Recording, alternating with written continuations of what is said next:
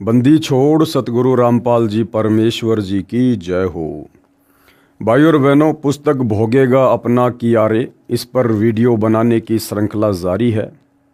इसी श्रृंखला में आज हमारा ये 7वें नंबर का वीडियो है।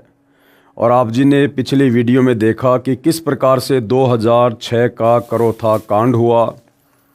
करोथा कांड में करोथा गांव के लोगों की, डिग्गल गांव के लोगों की, बागपुर गांव के लोगों की या अन्य लोगों की प्रत्यक्ष या अप्रत्यक्ष रूप में जैसी भी सतलोक आश्रम करोथा के ऊपर हमला करने की भूमिका रही, उसी हिसाब से आगे चलकर इस कर्म फल के नियम के तहत उन परिवारों का सर्वनाश हुआ, उनका सत्यानाश हुआ। किसी के बेटे ने फांसी खा ली, किसी की बेटी की अकाल मृत्यु हो गई, किसी की पत्नी की मृत्यु हो गई, तो किसी का पूरा परिवार ही एक्सीडेंट में सर्वनाश को प्राप्त हुआ। यानी हम इस पुस्तक के माध्यम से, जिसका नाम है भोगेगा अपना कियारे, यही समझाने का प्रयास किया गया है कि संत को या उसके भक्तों को यदि कोई नाजायज़ बेवजह दुखी करेगा, परेशान करेगा, उनके साथ में व्यर्थ में वाद विवाद करेगा, तो कर्म फल के तहत उसको दंड भोगना पड़ता है। ये परमात्मा का विधान है। उसके बाद जिन जिन भक्तों ने, वो चाहे डिग्गल गांव के थे, चाहे करोथा के, चाहे बागपुर के, चाहे झज्जर के, जिन्होंने सतगुरु रामपाल जी से सत उपदेश लेकर मर्यादाओं में रहकर विश्वास के साथ भक्ति की है, भक्ति पर लगे रहे, किसी के कहने से डगमग नहीं हुए, मन में दोष पैदा नहीं हुआ अपने गुरु या भक्ति के प्रति, उन आत्माओं के ऊपर परमात्मा ने आंच भी नहीं आने दी। तो भाइयों और बहनों, आगे हम इस पुस्तक भोगेगा अपना किया में पढ़ेंगे कि सतगुरु रामपाल जी अवतार हैं या फिर स्वयं ही ये परमात्मा है। देखो, वैसे गुरुदेव भगवान ने स्पष्ट कर रखा है कि अवतार उसे कहते हैं जो ऊपर के लोकों से माँ के गर्भ से जन्म लेकर यहाँ नीचे लीला करने के लिए आता है। जैसे विष्णु जी श्री राम रूप में आए, अयोध्या में जन्मे, कौशल्या के गर्भ से जन्म लिया। द्वापर में वही विष्णु श्री कृष्ण जी के रूप में देवकी के गर्भ से जन्म लेते हैं, अपनी लीला करते हैं, जैसा भी काल ने उनको एक स्टोरी लिख कर दी थी। लेकिन परमात्मा के विषय में गुरुदेव भगवान ने बताया कि परमात्मा का कोई अवतार नहीं होता है, ना परमात्मा किसी को सतलोक से अवतार रूप में धरती पर भेजते हैं, क्योंकि परमात्मा स्वयं समर्थ है। और कहते हैं समर्थ का काम उसी को साजे, और करे तो मूर्ख बाजे। तो भाइयों और बहनों, कबीर परमात्मा स्वयं ही अपना अवतार बनकर धरती पर प्रकट होते हैं और अपनी लीला करते हैं, तत्व ज्ञान का प्रचार प्रसार करते हैं, अपनी आत्माओं को सत भक्ति देकर उन्हें सतलोक जाने का राह दिखाते हैं। तो लेखक के शब्दों में, यानी सतलोक आश्रम से जुड़े भगत ने ये पुस्तक भोगेगा अपना कियारे लिखी है, तो उनके शब्दों में सतगुरु रामपाल जी स्वयं परमात्मा हैं या फिर परमात्मा के द्वारा भेजे गए कोई अवतार हैं। चलिए देखते हैं। परमात्मा का अवतार संत रामपाल जी महाराज सामान्य व्यक्ति नहीं हैं, ये विश्व कल्याण के लिए परमात्मा ने भेजे हैं। भाइयों और बहनों, लेखक कह रहा कि संत रामपाल जी सामान्य व्यक्ति नहीं है। अब सामान्य व्यक्ति कैसा होता है? भाई, दिखाई तो सब व्यक्ति एक जैसे दिखाई देते हैं, चाहे विशेष हो चाहे सामान्य हो। विशेष आदमियों के सिर पर कोई सींग तो होते नहीं हैं। सामान्य व्यक्ति जैसा होता है वैसा ही विशेष व्यक्ति होता है। लेकिन आध्यात्मिक तरीके से यदि हम विचार करें तो सामान्य व्यक्ति वो होता है जो माँ के गर्भ से जन्म लेकर बाहर दुनिया में आता है, जो जेर में लिपटकर, गंदगी में लिपटकर माँ के गर्भ से बाहर आता है। सामान्य व्यक्ति वो होता है जो माता पिता के सहयोग से, यानी शारीरिक मिलन करने से जिसकी उत्पत्ति हो, वो सामान्य व्यक्ति होता है। और विशेष यानी जो माँ के गर्भ से जन्म ना ले, जो प्रकट हो, जो स्वयंभू हो, वो विशेष होता है। और वो केवल सृष्टि में एक ही है, कबीर परमात्मा। वो लीला भले हमारी चरम दृष्टि को धोखा देते हुए कुछ भी करे, लेकिन वो कबीर परमात्मा जब धरती पर प्रकट होता है तो किसी माँ के गर्भ से जन्म लेकर नहीं आता है। तो सामान्य व्यक्ति कौन? जो माँ के गर्भ से जन्म लेकर आता है। तो लेखक के अनुसार सतगुरु रामपाल जी सामान्य व्यक्ति नहीं हैं, ये विश्व कल्याण के लिए परमात्मा ने भेजे हैं, विश्व कल्याण के लिए परमात्मा ने भेजे हैं। हालांकि लेखक के द्वारा ये कहना कि संत रामपाल जी को विश्व कल्याण के लिए परमात्मा ने भेजा है, ये लेखक की ज्ञानहीनता है। अभी लेखक को अपने गुरु के द्वारा दिया गया तत्व ज्ञान अच्छे से समझ में नहीं आया है। अन्यथा भाइयों और बहनों, यदि हम चारों युगों का इतिहास उठाकर देखें और परमात्मा का भक्ति विधान अगर गहरी नज़र से देखें, पढ़ें, समझें, तो कबीर परमात्मा जी ने सतलोक से किसी को भी अवतार के रूप में धरती पर नहीं भेजा है। किसी भी आत्मा को सतलोक से इस काल लोक की आत्माओं को मुक्त करवाने के लिए संदेशवाहक के रूप में, अवतार के रूप में नहीं भेजा है। अपने ज्ञान का दूत, अपने ज्ञान का संदेशवाहक ये कबीर परमात्मा स्वयं ही सतलोक से चलकर पृथ्वी पर आता है। चलिए मान लेते हैं लेखक के अनुसार अध्यात्म को थोड़ा समझने के लिए कि संत रामपाल जी को लेखक के अनुसार परमात्मा ने धरती पर विश्व कल्याण के लिए भेजा है। तो कौन परमात्मा है जिसने संत रामपाल जी को धरती पर भेजा है? तो जाहिर सी बात है, लेखक के अनुसार वो कबीर परमात्मा है। तो कबीर परमात्मा कहाँ पर रहता है? सतलोक में रहता है। और संत रामपाल जी को कबीर परमात्मा ने कहाँ से भेजा होगा विश्व कल्याण के लिए? जाहिर सी बात है, सतलोक से भेजा होगा। तो सतलोक में कौन आत्माएं रहती हैं? सतलोक में सारी आत्माएं वो हैं जो मोक्ष प्राप्त कर चुकी हैं, अर्थात जिनका 21 ब्रह्मांड से किसी प्रकार का कोई लेन देन नहीं है, कोई ऋण संबंध किसी भी प्रकार का नहीं है। तो लेखक के अनुसार यदि संत रामपाल जी को विश्व कल्याण के लिए कबीर परमात्मा ने सतलोक से भेजा है, तो सतगुरु रामपाल जी स्वयं कौन हुए? एक मोक्ष प्राप्त आत्मा हुई। अब सतलोक से आई हुई मोक्ष प्राप्त आत्मा यानी सतगुरु रामपाल जी फिर इस काल लोक में, पृथ्वी लोक पर एक माँ के गर्भ से जन्म लेकर बाहर कैसे आएंगे? क्योंकि माँ के गर्भ से जन्म लेने का मतलब है पहले गर्भ में 9 महीने भयंकर नरक भोगना, कष्ट भोगना, ऊपर को पैर नीचे को सिर, भयंकर यातना। तो सतगुरु रामपाल जी तो लेखक के अनुसार परमात्मा ने सतलोक से भेजे हैं, तो वे तो मोक्ष प्राप्त आत्मा हैं। उनका भला फिर काललोक में किसी स्त्री के साथ में क्या ऋण संबंध बाकी रह गया जो परमात्मा ने वापस माँ के गर्भ में उनको नरक की पीड़ा देते हुए फिर बाहर भेजना पड़ा? और यदि किसी स्त्री के साथ सतगुरु रामपाल जी का पहले का कोई ऋण संबंध था, तो फिर सतगुरु रामपाल जी का मोक्ष कैसे हुआ जो सतलोक चले गए होंगे? सतलोक तो वही जा सकता है जिसका सारा ऋण संबंध समाप्त हो जाता है। तो भाइयों और बहनों, ये लेखक की यानी भगत की अपनी ज्ञानहीनता है। उसने अभी सतगुरु रामपाल जी के तत्व ज्ञान को गहराई से नहीं समझा है, इसलिए वो अपने विचार व्यक्त कर रहा है।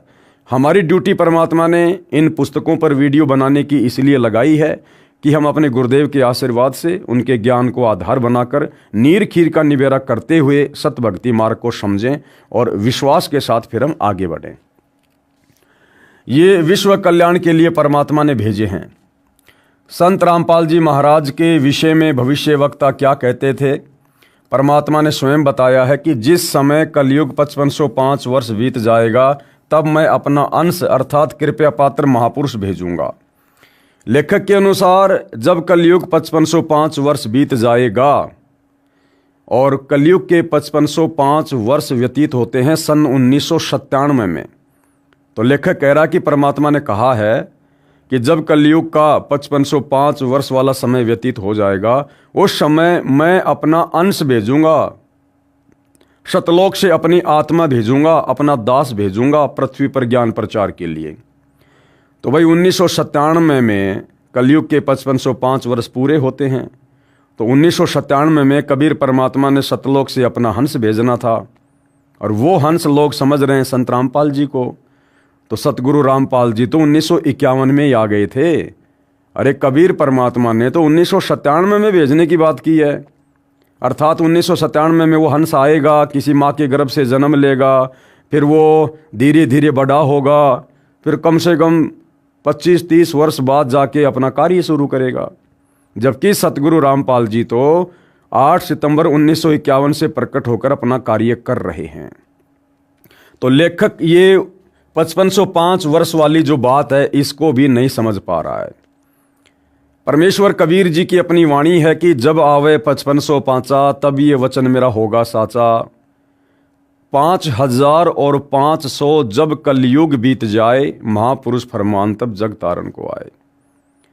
तो 1997 के बाद में कबीर परमात्मा सतगुरु रामपाल जी ने देश और दुनिया के सामने ये हमारे धर्मशास्त्रों में, वेदों में, गीता में, पुराणों में, अन्य धर्मों के धर्म ग्रंथों में, बाइबल में, कुरान मजीद में, कुरान शरीफ में, तौरेत में, जबूर में, इंजिल में, गुरु ग्रंथ साहिब में जो सत्य ज्ञान सृष्टि रचना के विषय में, कबीर परमात्मा के विषय में, सतलोक के विषय में छुपा हुआ था, जिस ज्ञान का सार कोई भी धर्मगुरु इन शास्त्रों से निकालकर आज तक समाज को नहीं दे पाया, वो सतज्ञान उस कबीर परमात्मा सतगुरु रामपाल जी ने कलयुग के 5505 वर्ष पूरे होने के बाद समाज के सामने सोशल मीडिया के माध्यम से प्रस्तुत करने थे।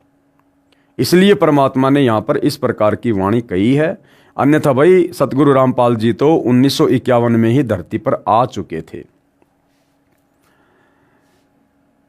कृपया पढ़िए तथा जाने संत रामपाल जी महाराज कौन है। अब कुछ भविष्य वक्ताओं की भविष्यवाणियां हैं उस महान संत के ऊपर, उस महान पुरुष के ऊपर जिनको सतगुरु रामपाल जी के नाम से जाना जाता है। अमेरिका की भविष्यवक्ता फ्लोरेंस की महत्वपूर्ण भविष्यवाणी।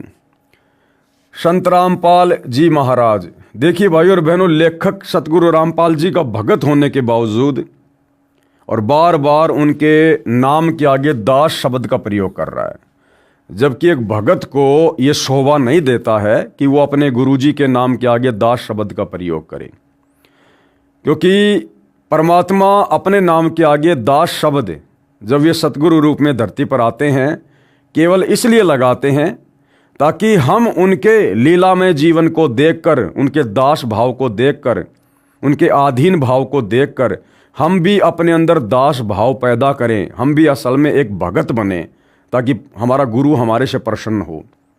तो भगत को इतना ज्ञान हो जाना चाहिए कि परमात्मा किसी का दास नहीं होता है, परमात्मा तो सतलोक से चलकर यहाँ दास बनाने के लिए आता है। लेकिन फिर भी जैसा भी है, हम अपने गुरुदेव के नाम के आगे दास शब्द का प्रयोग नहीं कर सकते। संत रामपाल जी महाराज के विषय में की गई भविष्यवक्ता फ्लोरेंस की सटीक भविष्यवाणी। क्या कुछ कहा गया है। अमेरिका की विश्वविख्यात भविष्यवक्ता फ्लोरेंस ने अपनी भविष्यवाणियों में कई बार भारत का जिक्र किया है। The fall of sensational culture नाम की अपनी पुस्तक में उन्होंने लिखा है कि सन 2000 आते आते प्राकृतिक संतुलन भयावह रूप से बिगड़ेगा, लोगों में आक्रोश की प्रबल भावना होगी, दुराचार पराकाष्ठा पर होगा, पश्चिमी देशों के विलासितापूर्ण जीवन जीने वालों में निराशा, बेचैनी और अशांति होगी। पश्चिमी देश कौन से? अमेरिका, इंग्लैंड, ये जो विकसित देश अपने आप को कहते हैं। तो सन 2000 के बाद में उन देश में रहने वाले लोगों के अंदर भक्ति के अभाव से, आध्यात्मिकता के अभाव से उनमें निराशा छा जाएगी। अपने आप को वो अकेला सा महसूस करेंगे, लाचार सा महसूस करेंगे, उनका मन किसी चीज़ पर स्थिर नहीं रहेगा, एक अनजानी सी बेचैनी सी रहेगी बिना भक्ति के, बिना भगवान के, क्योंकि उनके पुण्य धीरे धीरे नष्ट होंगे और पाप कर्म धीरे धीरे बढ़ेंगे। तो पाप कर्मों के बढ़ने से फिर ऑटोमेटिक बेचैनी और परेशानियों का जीव ने सामना करना पड़ता है। अतृप्त अभिलाषाएं, अतृप्त अभिलाषाएं क्या होती है? यानी जो मर्जी भौतिक सुख सुविधा प्राप्त कर लो, लेकिन फिर भी मन की संतुष्टि ना होना, एक बेचैनी सी बने रहना, जोर पकड़ेगी, जिससे उनमें आपसी कटुता बढ़ेगी, चारों ओर हिंसा और बर्बरता का वातावरण होगा। ऐसा वातावरण होगा कि चारों ओर हाहाकार मच जाएगा। लेकिन भारत से उठने वाली एक नई विचारधारा, भारत से क्या विचारधारा उठेगी? आध्यात्मिक विचारधारा, सत्य भक्ति की विचारधारा। कौन उठाएगा? वह महापुरुष सतगुरु रामपाल जी। लेकिन भारत से उठने वाली एक नई विचारधारा इस घातक वातावरण को समाप्त कर देगी। वह विचारधारा वैज्ञानिक दृष्टिकोण से सामंजस्य और भाईचारे का महत्व समझाएगी। वह ये भी समझाएगी कि धर्म और विज्ञान में आपस में विरोध नहीं है, कि धर्म और विज्ञान में आपस में विरोध नहीं है। यानी ये जो विज्ञान है, जो वैज्ञानिक उपकरण हैं, वैज्ञानिकों को जो ये दिमाग देकर ये इंस्ट्रूमेंट बनवाए गए हैं, ये इंसान की खोज नहीं है, इंसान की उपलब्धि नहीं है। उस परमात्मा ने ही भक्ति में सहयोग के लिए, हमारे कार्यों को आसान करने के लिए ये इस प्रकार की थोड़ी बहुत विज्ञान हम इंसानों को दी है। और ये जो विज्ञान है ये भक्ति मार्ग में सहयोगी है, भक्ति मार्ग को समझने में सहयोगी है। जैसे आज हमारे पास में मोबाइल है, हम जब चाहें अपने भगत भाई बहनों से बात कर सकते हैं, परमात्मा की हम चर्चा कर लें। जब चाहे मोबाइल में, टीवी में, इंटरनेट से, यूट्यूब पर हम भगवान के सत्संग सुन सकते हैं। आज मालिक ने इसी विज्ञान के माध्यम से वैज्ञानिकों के द्वारा साधन बनवा दिए, गाड़ियाँ बनवा दी, एरोप्लेन बनवा दी। हम जो दूरी एक महीने में पूरी किया करते थे, आज हम इस विज्ञान के द्वारा बनाए गए साधनों के माध्यम से मात्र 2 घंटे में, 5 घंटे में पूरी कर सकते हैं। तो विज्ञान जो है धार्मिकता में सहयोगी है, यदि कोई उसका सही से उपयोग करना चाहे तो। आध्यात्मिकता की उच्चता और भौतिकता का खोखलापन सबके सामने उजागर करेगी। मध्यम वर्ग उस विचारधारा से बहुत अधिक प्रभावित होगा। मध्यम वर्ग कौन? आम इंसान, सामान्य कैटेगरी के व्यक्ति जो बेचारे रोजी रोटी के लिए सारा दिन लड़ाई लड़ते रहते हैं, वो व्यक्ति भक्ति मार्ग से सबसे पहले जुड़ेंगे। क्योंकि जिनके पास में ज़्यादा पैसा है उनको तो भगवान की आवश्यकता नहीं। जो बिल्कुल गरीब है उनकी सोच भक्ति और भगवान तक जाती नहीं। तो बीच वाला जो व्यक्ति है, जो ना सुख में है, ना दुख में है, ना ऊंचा है, ना नीचा है, ना अमीर है, ना गरीब है, तो वो मध्यम वर्गीय व्यक्ति भक्ति को जल्दी ग्रहण करेगा। मध्यम वर्ग उस विचारधारा से बहुत अधिक प्रभावित होगा। ये वर्ग समाज के सभी वर्गों को अच्छे समाज के निर्माण के लिए उत्प्रेरित करेगा। ये विचारधारा पूरे विश्व में चमत्कारी परिवर्तन लाएगी। यानी भक्ति से ही विश्व का भला होगा। मुझे अपनी छठी अतीन्द्रिय शक्ति से ये एहसास हो रहा है कि इस विचारधारा को जन्म देने वाला वह महान संत भारत में जन्म ले चुका है।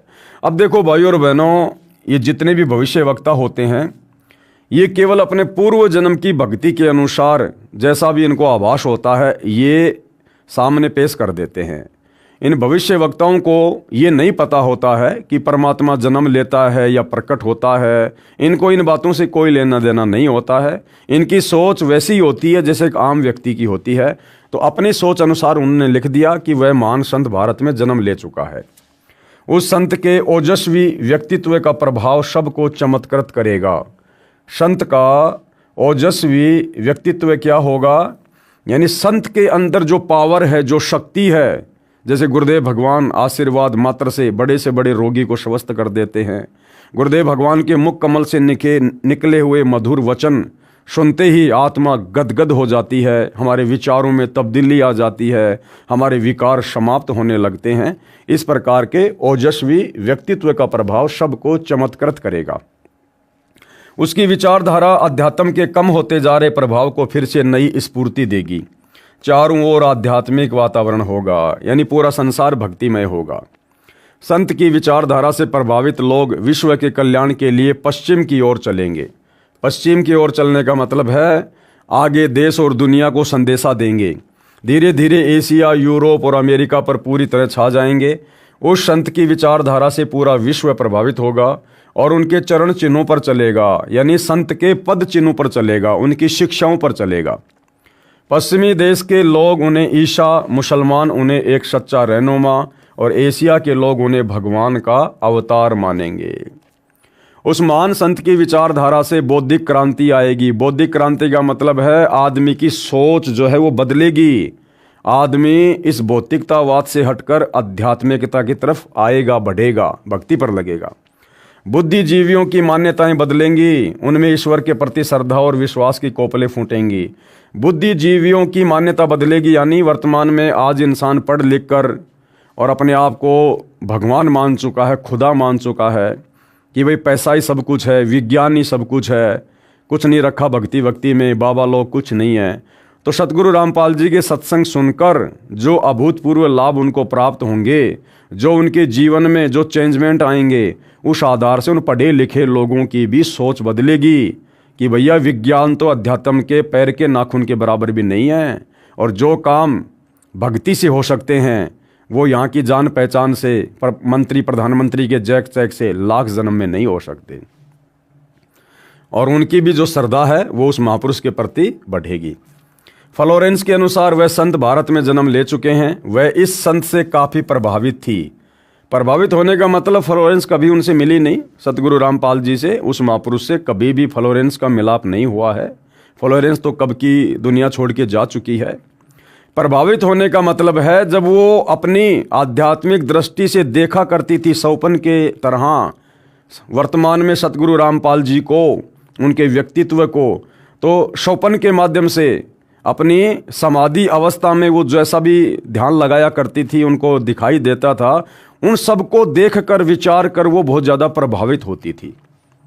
अपनी एक पुस्तक golden light of new era में भी उन्होंने लिखा है, जब मैं ध्यान लगाती हूँ तो अक्सर एक संत को देखती हूँ। किसको? सतगुरु रामपाल जी को।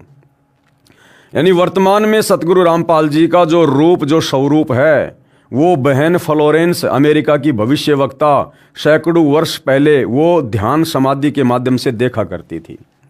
गौर वर्ण का है, सफ़ेद बाल हैं, उसके मुख पर न दाढ़ी है न मूछ है। उस संत के ललाट यानी माथे पर गजब का तेज होता है। उनके ललाट पर आकाश से एक नक्षत्र के प्रकाश की किरणें निरंतर बरसती रहती हैं। मैं देखती हूँ कि वह संत अपनी कल्याणकारी विचारधारा तथा अपने सत्य चरित्र प्रबल अनुयायियों की शक्ति से संपूर्ण विश्व में नए ज्ञान का प्रकाश फैला रहे हैं। वह संत अपनी शक्ति निरंतर बढ़ा रहे हैं। बढ़ाने का मतलब है उनके भक्तों की संख्या धीरे धीरे धीरे धीरे बढ़ रही है, यानी पृथ्वी पर भक्तिमय वातावरण धीरे धीरे बढ़ रहा है। उनमें इतनी शक्ति है कि वह प्राकृतिक परिवर्तन भी कर सकते हैं। उनमें इतनी शक्ति है कि वे प्राकृतिक परिवर्तन भी कर सकते हैं। भाई परमात्मा हैं, परमेश्वर हैं, प्रकृति तो उनके अधीन है, उनकी नौकर है। जैसा वो चाहेंगे वैसा ही ये पांचों तत्व पृथ्वी, अग्नि, जल, वायु, आकाश कार्य करेंगे। तो क्या लिखा जा रहा है? फ्लोरेंस क्या कह रही है कि उस महापुरुष में, उस संत में इतनी शक्ति है कि वह प्राकृतिक परिवर्तन भी कर सकते हैं। अब भाइयों और बहनों, जैसे वर्तमान में हरियाणा में बाढ़ आई, गांव के गांव बाढ़ के पानी से दुखी हुए, परेशान हुए। अगर हरियाणा के लोग समय रहते सतगुरु रामपाल जी के ज्ञान को समझकर उनकी शरण में आ जाते, अगर वो भक्ति पर लग जाते और मर्यादाओं में रहकर भक्ति करते और करोथा कांड या बरवाला कांड जैसी घटनाओं को काल प्रेरणा से जन्म ना देते, तो भाइयों और बहनों, आज हरियाणा में लोगों को बाढ़ का सामना नहीं करना पड़ता। क्योंकि ये वही महापुरुष है जिसके विषय में फ्लोरेंस कह रही है कि वह प्राकृतिक परिवर्तन को भी रोक सकता है। अगर बाढ़ आनी हो, वो संत अपने आशीर्वाद से, अपनी शक्ति से उसे सामान्य समय में तब्दील कर सकता है। भूकंप आना हो, वो संत उसे भी रोक सकता है। कोई भयंकर आंधी, तूफान, बरसात, अतिवृष्टि, ओलावृष्टि, महामारी आनी हो, वो संत उसे भी रोक सकता है। यानी उसकी शक्ति इतनी प्रबल है। वह अपना कार्य वैज्ञानिक ढंग से करेंगे।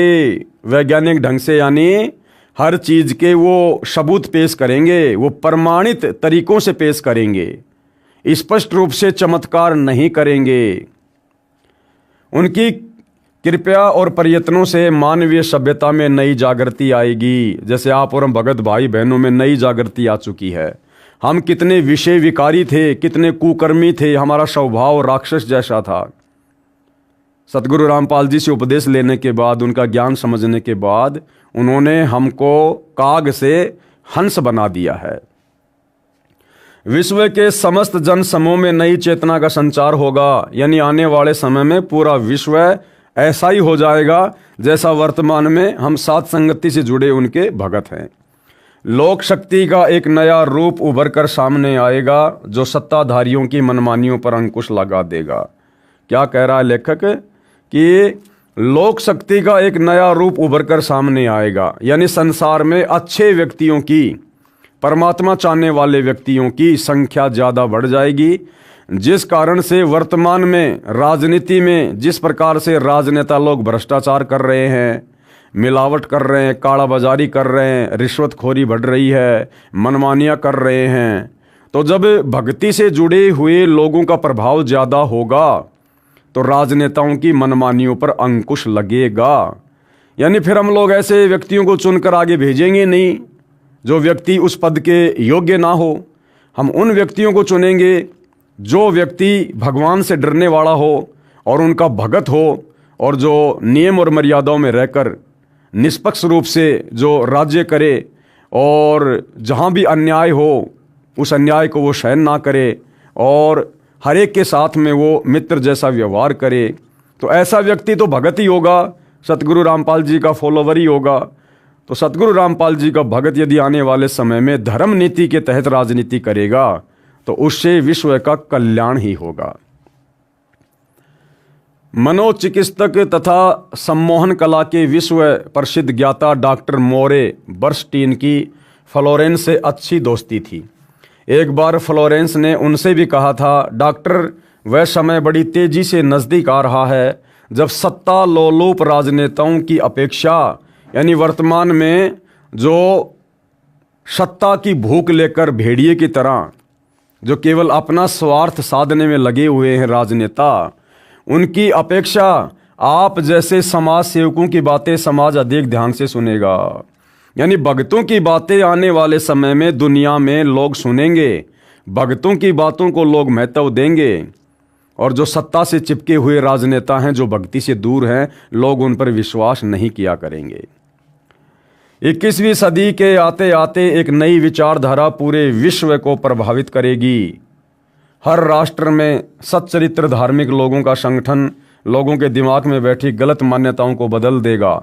यानी जो लोग शास्त्र विरुद्ध साधना कर रहे हैं, उन लोगों की विचारधारा को जो उस महापुरुष के भगत हैं वो ज्ञान प्रचार के माध्यम से उनको ज्ञान समझाकर उनकी उन गलत शास्त्र विरुद्ध विचारधाराओं वाली मान्यताओं को बदल देंगे और परमात्मा से जोड़ेंगे। ये विचारधारा भारत से प्रस्फुटित होगी। यानी सबसे पहले संत का प्रचार प्रसार कहाँ से होगा? भारत देश से होगा, वहीं से पूरे विश्व में फैलेगी। मैं उस पवित्र स्थान पर एक प्रचंड तपस्वी को देख रही हूँ जिसका तेज बड़ी तेजी से फैल रहा है। मैं उस पवित्र स्थान पर, कौन सा पवित्र स्थान? सतलोक आश्रम बरवाला, जिला हिसार, हरियाणा, उसके विषय में यहाँ पर बात हो रही है। मैं उस पवित्र स्थान पर एक प्रचंड तपस्वी को देख रही हूँ जिसका तेज, यानी जिसका ज्ञान बड़ी तेजी से फैल रहा है। मनुष्य में सोए देवत्व को जगाने तथा धरती का स्वर्ग जैसा बनाने के लिए वह संत दिन रात प्रयत्न कर रहे हैं। यानी सतगुरु रामपाल जी का सबसे ज़्यादा जो प्रचार प्रसार है वो सतलोक आश्रम बरवाला से हुआ है। एक पत्रकार ने 1964 में फ्लोरेंस से पूछा था कि क्या वह दुनिया का भविष्य बता सकती है। फ्लोरेंस ने इसके जवाब में कहा था, 1970 की शुरुआत व्यापक उथल पुथल के साथ होगी। 1979-80 के बाद ऐसे ऐसे भूकंप आएंगे कि न्यू जर्सी का कुछ हिस्सा तथा यूरोप का और एशिया के कई देशों के स्थान भूकंप से विदीर्ण हो जाएंगे। और ऐसा ही हुआ भाई और बहनों। कुछ जलमग्न भी हो जाएंगे, यानी बहुत जगह बाढ़ भी आएगी।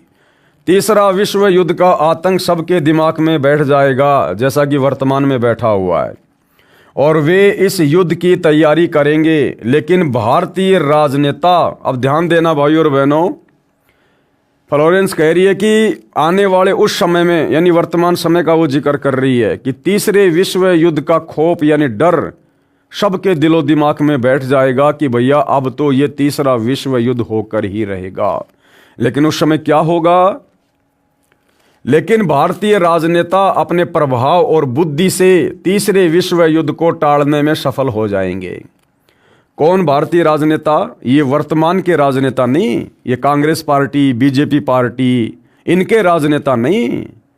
जब तीसरा विश्व युद्ध अपने पीक टाइम पर होगा, लोगों को लगेगा कि ये बिल्कुल घटना घटित होकर रहेगी। ऐसे में भाइयों और बहनों, क्योंकि ये युग परिवर्तन का समय चल रहा है, अब आने वाले समय में इन राजनेताओं के बस की बात नहीं है। उस समय सतगुरु रामपाल जी के भक्तों के हाथों में ये सत्ता आ जाएगी और भक्ति के प्रभाव से, सतगुरु रामपाल जी के आशीर्वाद से फिर इस प्रकार की आपत्तियां दूर होंगी, वो टलेंगी। तीसरे विश्व युद्ध के शुरू होने तक भारत के शासन की बागडोर, यानी तीसरा विश्व युद्ध शुरू होने वाला होगा, उस समय तक भारत के शासन की बागडोर, यानी भारत का जो भी कोई प्रधानमंत्री होगा, राष्ट्रपति होगा, जो भी शासक होगा, आध्यात्मिक प्रवृत्ति के लोगों के हाथ में होगी। भारत के शासन की बागडोर आध्यात्मिक प्रवृत्ति के लोगों के हाथ में होगी। अब वर्तमान के राजनेता ये आध्यात्मिक प्रवृत्ति के लोग नहीं हैं, ये तो खाली लोक दिखावे के लिए, वोट प्राप्ति के लिए, जब चाहे मस्जिद में चले जाएं, जब चाहे मंदिरों में चले जाएं, ये आध्यात्मिकता नहीं है। तो सतगुरु रामपाल जी के भक्तों के हाथों में शासन की बागडोर आ जाएगी, इसलिए उनके प्रभाव से विश्व युद्ध टलेगा। वे शासक कौन होंगे? वो शासक जिनके हाथों में भारत की बागडोर होगी, वे शासक एक महान संत के ओजस्वी तथा क्रांतिकारी विचारधारा से प्रभावित होंगे। अब भाइयों और बहनों, चाहे सतगुरु रामपाल जी के भगत हों या चाहे वर्तमान के ये राजनेता हों, इनकी अपनी बुद्धि से, अपने दिमाग से, अपने प्रयत्नों से कुछ भी नहीं होने वाला है।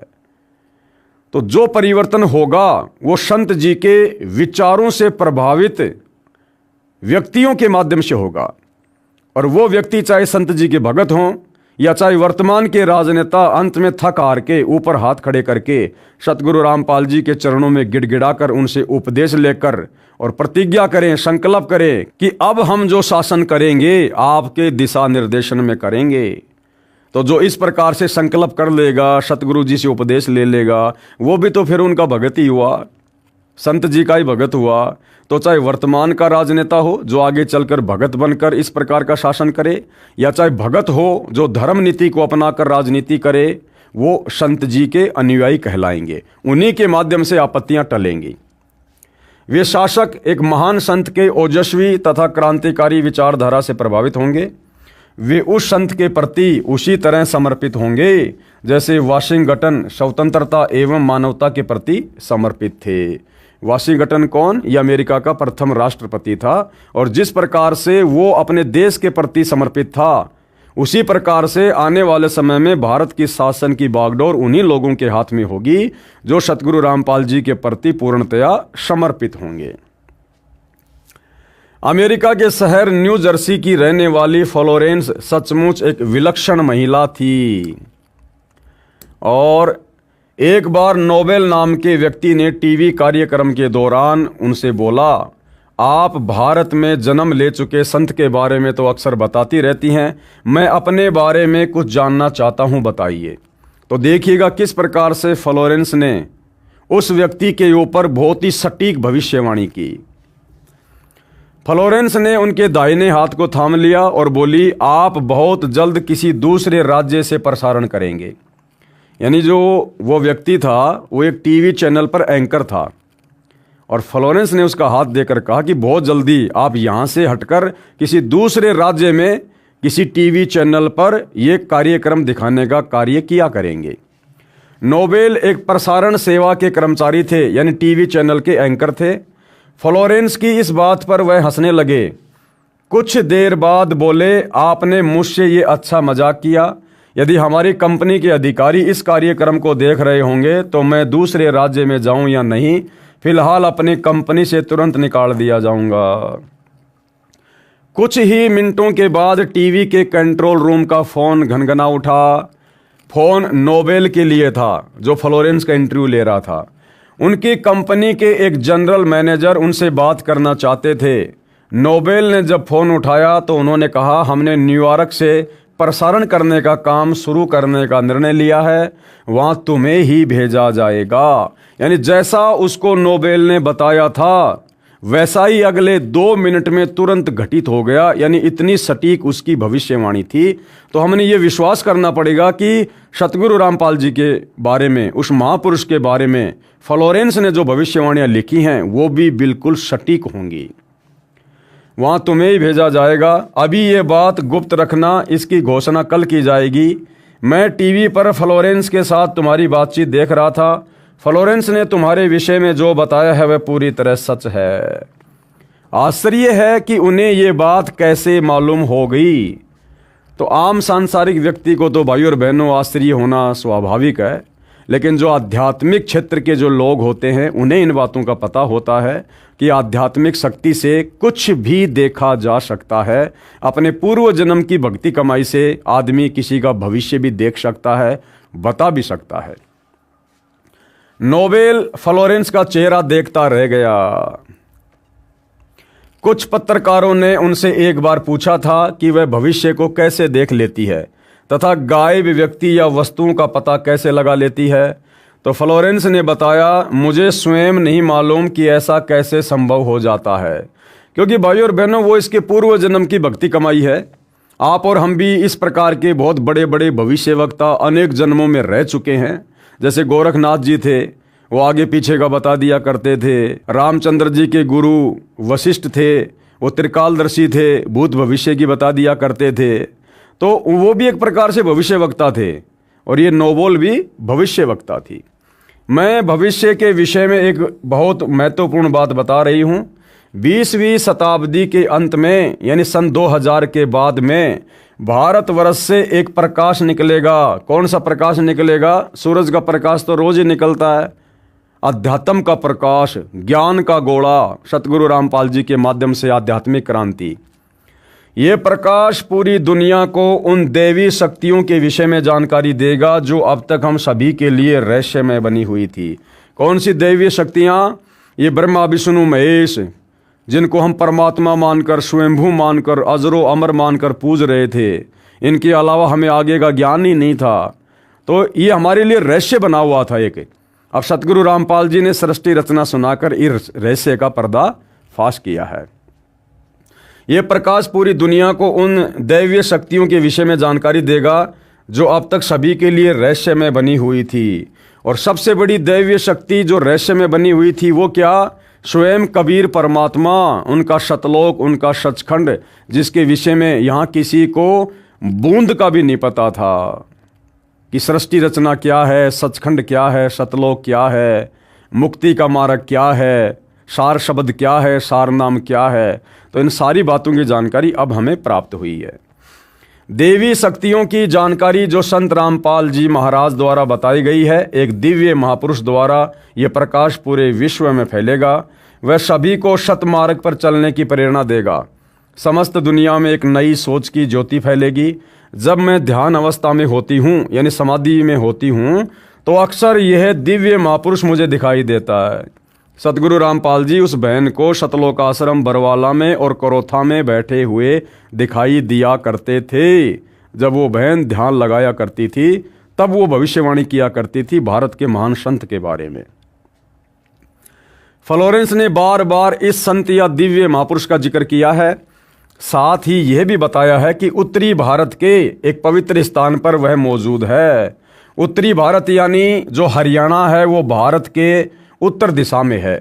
तो उत्तरी भारत के एक पवित्र स्थान पर यानी सतलोक आश्रम बरवाला में बैठा हुआ वह महापुरुष संत रामपाल जी उस फ्लोरेंस को ध्यान अवस्था में दिखाई दिया करते थे।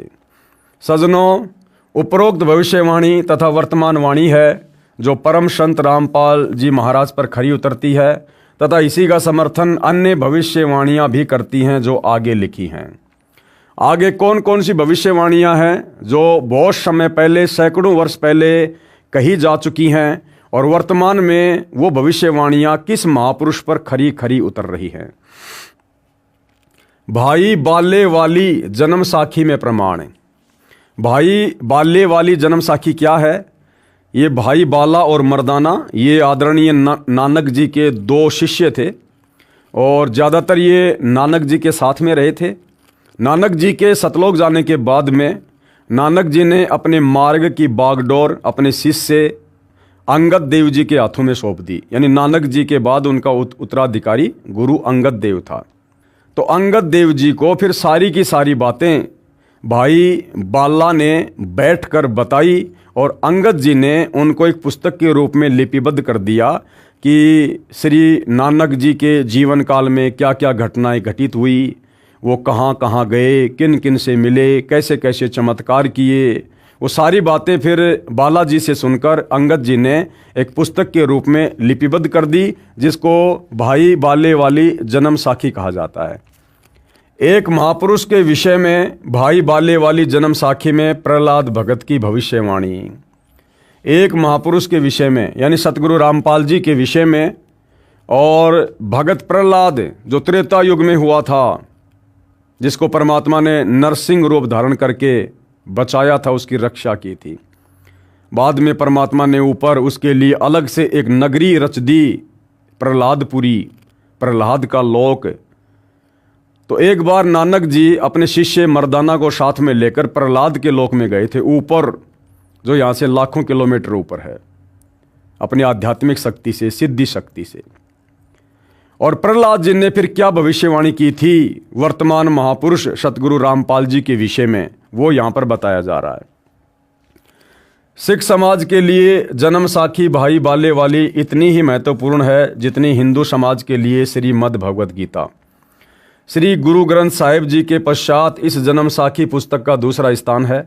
भाई बाले वाली जन्म साखी में लिखा गया विवरण स्पष्ट करता है कि संत रामपाल जी महाराज ही वह अवतार है जिन्हें परमेश्वर कबीर जी तथा संत नानक जी के पश्चात पंजाब की धरती पर अवतरित होना था। संत रामपाल जी महाराज 8 सितंबर 1951 को गांव धनाना, जिला सोनीपत, हरियाणा प्रांत, उस समय पंजाब प्रांत में था, भारत की पवित्र धरती पर श्री नंदराम जाट के घर जाट वर्ण में श्रीमती इंद्रो देवी की कोख से जन्मे। अब भाइयों और बहनों, इंद्रो देवी की कोख से जन्मे, ये शब्द लेखक के अपने निजी विचार हैं, लेखक की ज्ञानहीनता है। सतगुरु रामपाल जी का जन्म किसी स्त्री की कोख से नहीं हुआ है। जिसका स्त्री की कोख से जन्म होता है वो महापुरुष नहीं होता है, क्योंकि महापुरुष तो सृष्टि में केवल एक ही है, कबीर परमात्मा। और कबीर परमात्मा ने तो सबको उत्पन्न किया है। दुनिया की कोई भी स्त्री कबीर परमात्मा को 9 महीने तो छोड़िए, 1 सेकंड के लिए भी अपने पेट में रखने में सक्षम नहीं है। तो यहाँ लेखक की अपनी नादानी है, ज्ञानहीनता है। यहाँ पर सतगुरु रामपाल जी के विषय में जिक्र है। ये स्वयं स्वयंभू परमात्मा है, ये किसी माँ के गर्भ से जन्म लेकर नहीं आते हैं, ये प्रकट होते हैं। लीला परमेश्वर हमारी चरम दृष्टि को धोखा देने के लिए जो मर्जी करें। इस विषय में जन्म साखी भाई बाले वाली हिंदी वाली में, जिसके प्रकाशक हैं भाई जवाहर सिंह कृपाल सिंह एंड कंपनी, पुस्तकां वाले बाजार माई सेवा अमृतसर पंजाब, तथा पंजाबी वाले के प्रकाशक हैं भाई जवाहर सिंह कृपाल सिंह, पुस्तकां वाले गली 8 बाग रामानंद अमृतसर पंजाब। अब इसमें क्या लिखा हुआ है उस महापुरुष सतगुरु रामपाल जी के विषय में? इसमें लिखा अमर लेख इस प्रकार है। एक समय भाई बाला तथा मर्दाना को साथ लेकर सतगुरु नानक देव जी भगत प्रहलाद जी के लोक में गए, जो पृथ्वी से कई लाख कोस दूर अंतरिक्ष में है। प्रहलाद ने कहा कि हे नानक जी, आपको परमात्मा ने दिव्य दृष्टि दी तथा कलयुग में बड़ा भगत बनाया है। आपका कलयुग में बहुत प्रताप होगा। यहाँ पर प्रहलाद के लोक में पहले कबीर जी आए थे, यानी नानक जी से पहले भगत प्रहलाद के लोक में कबीर परमात्मा भी जाकर आ चुके थे। तो भगत प्रहलाद कह रहा कि आपसे पहले यहाँ पर जो है कबीर जी भी आए थे, या आज आप आए हो और एक और आएगा। ये ध्यान देना भाई और बहनों। भगत प्रहलाद ने क्या कहा कि नानक जी, आपको परमात्मा ने कलयुग में बड़ा भगत बनाया है। आपसे पहले यहाँ कबीर जी आए थे मेरे लोक में, आज आप आए हो और आगे एक और आएगा, इनके अलावा कोई भी मेरे लोक में नहीं आ सकता। और भाई और बहनों, ये तीनों की तीनों शक्तियां एक ही हैं। चाहे कबीर कहो, चाहे नानक कहो, चाहे सतगुरु रामपाल जी कहो, ये तीनों महापुरुष एक ही थे, बस लीलाएं इन्होंने अपने आप को भिन्न भिन्न दर्शाते हुए की हैं। अन्यथा प्रहलाद के लोक में कबीर परमात्मा के अलावा दूसरा कोई नहीं जा सकता, क्योंकि प्रहलाद का लोक कहाँ है अंतरिक्ष में, इस काल को भी नहीं पता है। क्योंकि वो लोक, वो प्रहलादपुरी परमात्मा कबीर जी ने भगत प्रहलाद के लिए रची थी, इस काल ने नहीं रची। और जिस प्रकार इस काल को 21 ब्रह्मांड में जो मिनी सतलोक है वो कहाँ है उसके विषय में नहीं पता, इसी प्रकार भगत प्रहलाद के लिए रचे गए इस प्रहलाद लोक का भी काल को नहीं पता। कबीर परमात्मा ने रचा है तो केवल कबीर परमात्मा ही जा सकता है। तो पहले कबीर परमात्मा गए, उसके बाद कबीर परमात्मा ने ही नानक जी के रूप में सारी लीला की। जब नानक जी को सतलोक दिखाने के लिए ले गए तो उनकी आत्मा को तो परमात्मा ने मिनी सतलोक में बैठा दिया और खुद ही फिर नानक जी के रूप में पूरी लीला कर रहे थे। अन्यथा एक भगत नानक, एक भगत, एक जीव भला कैसे अपने दो शिष्य बाला मर्दाना को लेकर और प्रहलाद के लोक में लाखों किलोमीटर ऊपर चला जाएगा। भगत की कुछ मर्यादा होती हैं। अगर नानक जी उस समय एक सामान्य जीव होते, आत्मा होती, भगत होते, भगत कभी भी मर्यादाओं का उल्लंघन नहीं करता है। तो नानक जी के रूप में स्वयं कबीर परमात्मा थे और ये समस्त सिद्धियों के स्वामी हैं, इनके ऊपर कोई नियम और मर्यादा लागू नहीं होती है। तो नानक जी के रूप में भी खुद कबीर परमात्मा ही थे जो भगत प्रहलाद के लोक में गए थे। और परमात्मा कबीर जी चाहे नानक के रूप में हो, चाहे संत रामपाल जी के रूप में हो, चाहे स्वयं हो, वो चाहे जिनको अपने साथ लेकर जा सकते हैं। जैसे नानक जी के रूप में कबीर जी बाला और मर्दाना को लेकर गए थे। तो भगत प्रहलाद ने क्या कहा, यहां पर प्रहलाद के लोक में पहले कबीर जी आए थे या आज आप आए हो, एक और आएगा। अब वो एक और जो आएगा वो कौन है? एक और आएगा वो है सतगुरु रामपाल जी स्वयं कबीर परमात्मा। यानी सतगुरु रामपाल जी भी भगत प्रहलाद के लोक में जाएंगे। भविष्यवाणी में लिखा है, पूर्व निर्धारित है, अपने कुछ भक्तों को भगत प्रहलाद के लोक में साथ लेकर जाएंगे। आने वाला जो शेष, जो ये कलयुग है, हजारों साल जो भक्ति मार्ग चलेगा, उन आत्माओं को दृढ़ करने के लिए, उनको विश्वास दिलाने के लिए कि सतगुरु रामपाल जी कौन महापुरुष थे, स्वयं परमात्मा थे। तो ये उदाहरण भी सतगुरु रामपाल जी आने वाले समय में पेश करेंगे। और वो कौन कौन आत्माएं होंगी जो अपने सतगुरु के साथ में भगत प्रहलाद के लोक में जाएंगी। एक और आएगा जो आप दोनों जैसा ही महापुरुष होगा। क्या कह रहे हैं? आप दोनों जैसा ही महापुरुष होगा। अब कबीर जैसा तो कोई दूसरा हो ही नहीं सकता भाई, कबीर तो सृष्टि में एक ही है, उसके जैसा कोई दूसरा हो ही नहीं सकता। अगर हो गया तो फिर वो भी फिर परमात्मा हो गया, भगवान हो गया। तो भगत प्रहलाद जी क्या कह रहे हैं कि एक और आएगा जो आप दोनों जैसा ही होगा, यानी तीनों शक्तियां एक ही हैं, कबीर परमात्मा। इन तीनों के अतिरिक्त यहां मेरे लोक में कोई नहीं आ सकता। भगत बहुत हो चुके हैं, आगे भी होंगे, परंतु यहां मेरे लोक में वही पहुंच सकता है जो इन जैसी महिमा वाला होगा। और कोई नहीं आ सकता, यहां नहीं पहुंच सकता। इसलिए इन तीनों के अतिरिक्त यहां कोई नहीं आ सकता। मर्दाने ने पूछा कि हे प्रहलाद जी, कबीर जी तो जुलाहा थे, नानक जी जो है वो खत्री हैं, वह तीसरा किस वर्ण यानी जाति से तथा किस धरती पर अवतरित होगा? जो तीसरा महापुरुष आप कह रहे हो ना कि वो आएगा, तो वो किस जाति में होगा और किस धरती पर वो अवतरित होगा, वो प्रकट होगा? प्रहलाद भगत ने कहा, भाई सुन, नानक जी के सचखंड जाने के सैकड़ों वर्ष पश्चात पंजाब की धरती पर जाट वर्ण में जन्म लेगा। क्या करेगा? पंजाब की धरती पर जाट वर्ण में जन्म लेगा। अब आप सोच रहे होंगे सतगुरु रामपाल जी तो हरियाणा की धरती पर आए हैं, यहाँ तो प्रहलाद जी पंजाब की धरती का नाम ले रहे हैं। जिस समय सतगुरु रामपाल जी 8 सितंबर 1951 को गांव धनाना, जिला सोनीपत, हरियाणा की पावन धरती पर प्रकट हुए थे, आए थे, उस समय भाई और बहनों वो पंजाब की धरती ही कहलाती थी। उस समय तक हरियाणा प्रांत नहीं बना था, हरियाणा का जन्म नहीं हुआ था। उस समय वो धनाना गांव वो पंजाब की धरती का क्षेत्र था। आगे चलकर 1962 या 1965 में ये हरियाणा राज्य अलग बना है। तो सतगुरु रामपाल जी पंजाब की धरती पर 8 सितंबर 1951 को प्रकट हुए थे। पंजाब की धरती पर जाट वर्ण में जन्म लेगा और उनका प्रचार प्रसार क्षेत्र क्या होगा, तथा उसका प्रचार क्षेत्र शहर बरवाला होगा। धनाना धाम का नाम नहीं लिखा है। दास ने आपको बताया ना, सतगुरु रामपाल जी का मुख्य जो प्रचार प्रसार हुआ है, जो आगे होगा, वो सतलोक आश्रम बरवाड़ा से होगा, क्योंकि बरवाड़ा भविष्यवाणियों में पहले से अंकित है।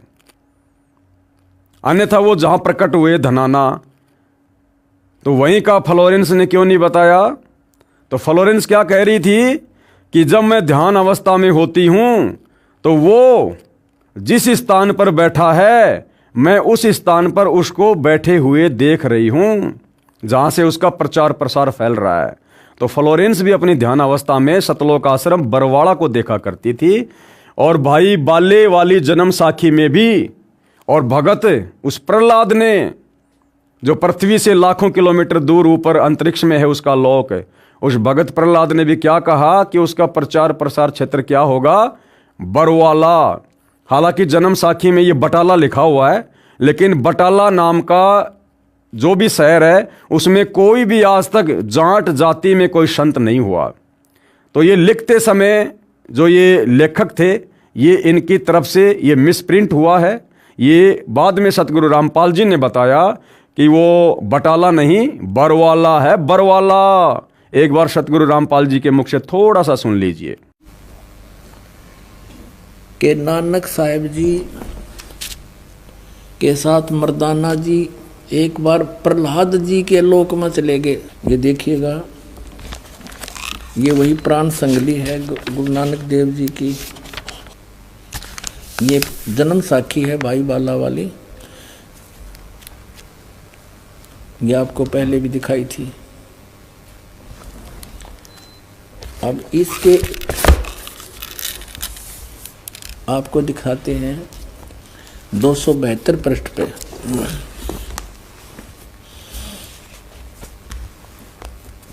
प्रहलाद भगत नाल गोष्ठी 272 पृष्ठ पे।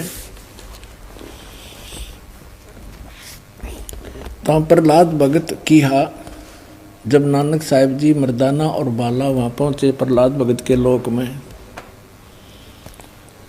तो प्रहलाद भगत की नानक तपाजी तैनू कलयुग विच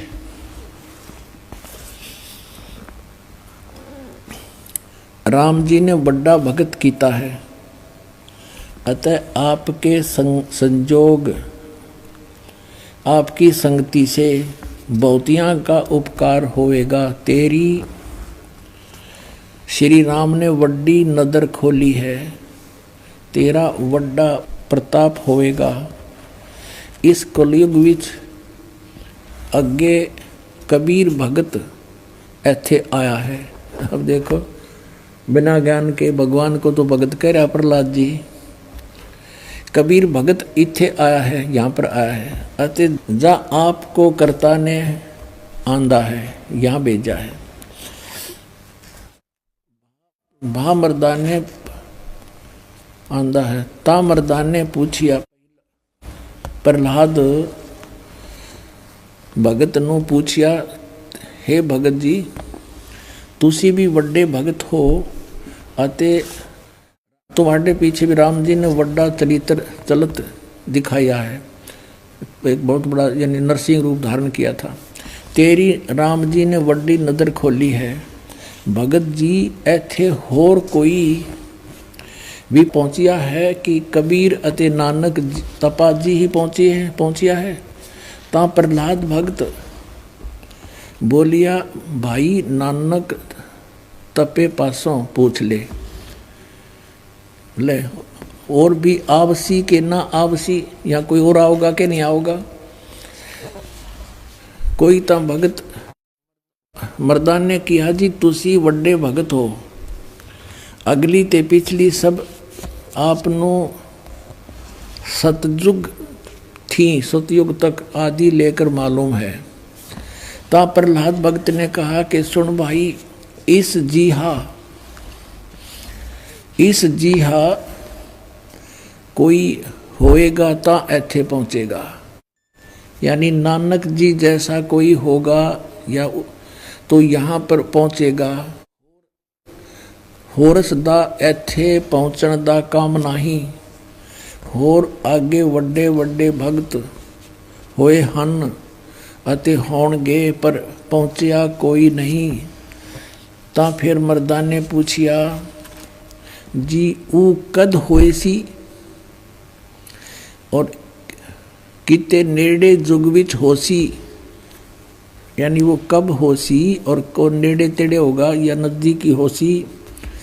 ता प्रहलाद भगत किया सुन भाई, कलयुग विच होएगा, और जद नानक तपा सचखंड जावेगा ता उस तो पीछे ये लिखा 100 वर्ष वरे, यहाँ लिखना, यहाँ बोला था उसने सैकड़ों वर्ष के बाद, यहाँ इन्होंने वहाँ फिर 100 लिखना था, इसमें बस एक पर मात्रा होती 100 हो जाता, यहाँ पर 100 वर्ष, ये 100 वर्ष लिख दिया इन्होंने। उसी 100 वरे होसी अते एना तेहा ते बगैर होर कोई ना आवसी, यानी इन तीना के बिना यहाँ पर कोई नहीं आ सकता।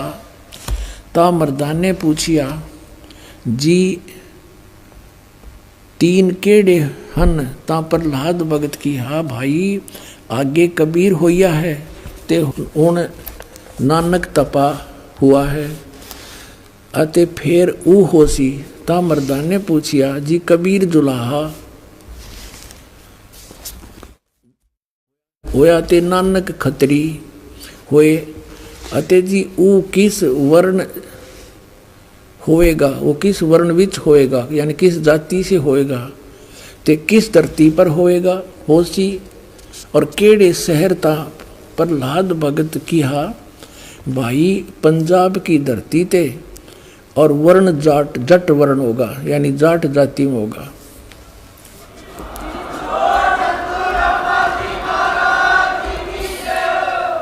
और शहर बटाले, यो बरवाले का बटाला लिख दिया ना, यो था बरवाले में उसी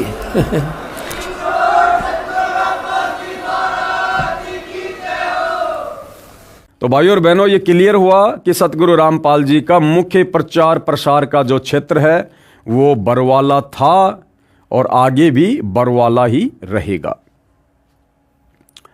विवेचन, संत रामपाल जी महाराज वही अवतार हैं जो अन्य प्रमाणों के साथ साथ जन्म साखी में लिखे वर्णन पर खरे उतरते हैं। अब विचार करो भाइयों और बहनों, अब सतगुरु रामपाल जी का जन्म इंद्रो देवी की कोख से हुआ है या प्रकट हुए हैं, क्योंकि प्रहलाद जी ने क्या कहा कि जो तीसरा आएगा वो भी उन दोनों के जैसा ही महापुरुष होगा। तो बताओ भाइयों और बहनों, कबीर जी ने मां के गर्भ से जन्म लिया था क्या? नहीं लिया। तो भाइयों और बहनों, सतगुरु रामपाल जी किसी मां के गर्भ से जन्म लेकर नहीं आए, ये स्वयं कबीर परमात्मा है। परिस्थितियां और समय के अनुसार परमात्मा लीला ऐसे ही अजब गजब करते हैं। जन्म साखी में 100 वर्ष के पश्चात लिखा है, यहाँ पर सैकड़ों वर्ष पश्चात कहा गया था, जिसको पंजाबी भाषा में लिखते समय 100 वर्ष ही लिख दिया, क्योंकि मर्दाना ने पूछा था कि वह कौन से युग में नजदीक ही आएगा। तब भगत प्रहलाद ने कहा था कि श्री नानक जी के सैकड़ों वर्ष पश्चात कलयुग में ही वह संत जाट वर्ण में जन्म लेगा। इसलिए यहाँ 100 वर्ष के स्थान पर सैकड़ों वर्ष ही न्यायोचित है। भाई सतगुरु रामपाल जी हैं, ये तो परमात्मा है। भगत प्रहलाद के मुख से इन्होंने सब कुछ बुलवाया था, लेकिन काल प्रेरणा से फिर यहाँ पर नीचे हम जैसे अज्ञानी जीव अपनी घटिया बुद्धि का इस्तेमाल करते हुए अपने हिसाब से इन पुस्तकों में लेख लिख देते हैं। तथा उसका प्रचार क्षेत्र बरवाड़ा के स्थान पर बटाला लिखा गया है। इसके दो कारण हो सकते हैं कि शहर बरवाला जिला हिसार हरियाणा उस समय पंजाब प्रांत में सुप्रसिद्ध नहीं था तथा बटाला शहर पंजाब प्रांत में प्रसिद्ध था। लेखनकर्ता ने इस कारण से बरवाला के स्थान पर बटाला लिख दिया। ये लेखक की अपनी सोच थी। दूसरा, प्रिंट करते समय बरवाले की जगह बटाले प्रिंट हो गया है। एक और विशेष विचारणीय पहलू है कि पंजाब के बटाला शहर में कोई भी जाट संत नहीं हुआ है जो इन महापुरुषों परमेश्वर कबीर देव जी व श्री नानक देव जी के समान महिमावान तथा इनके समान ज्ञानवान हुआ हो। इस आधार से तथा अन्य प्रमाणों के आधार से तथा इस जन्म साखी के आधार से स्पष्ट है कि वह तीसरे महापुरुष संत रामपाल जी महाराज हैं तथा इनका आध्यात्मिक ज्ञान भी इन दोनों महापुरुषों परमेश्वर कबीर जी तथा श्री नानक देव जी से मेल खाता है। अरे मेल नहीं खाता भाई, ज्यों का त्यों है, ज्यों का त्यों। मेल खाने का क्या मतलब है भाई? ज्यों का त्यों।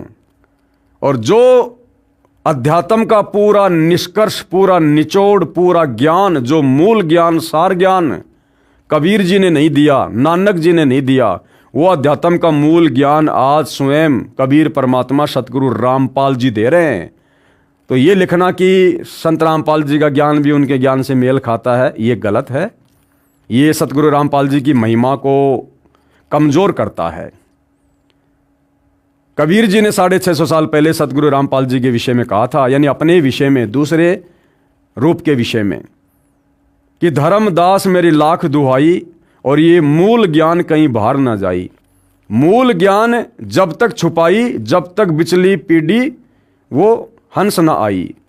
जब तक ये बिचली पीढ़ी वर्तमान समय नहीं आना था, तब तक ये मूल ज्ञान छुपा के रखना था। तो धर्मदास ने कहा कि भगवान उस ज्ञान को फिर कौन खोलेगा? तो कबीर जी ने कहा था कि भैया आगे चलकर 12वें पंथ में हम खुद ही आएंगे। 12वें पंथ हम ही चल आवें, सब पंथों को मिटाकर एक पंथ चलावें। और क्या कहा था कि भाई 9 मन सूत उलझिया ऋषि रहे झकमार और सतगुरु ऐसा सुलझा देगा उलझे न दूजी बार।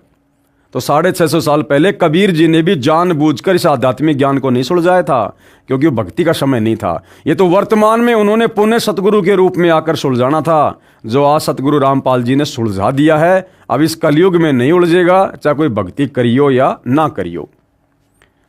आप देखेंगे दोनों फोटोकॉपी, जो जन्म साखी भाई बाले वाली, जो कि एक पंजाबी भाषा में है, तथा दूसरी हिंदी में है, जो कि पंजाबी भाषा से ही अनुवादित है।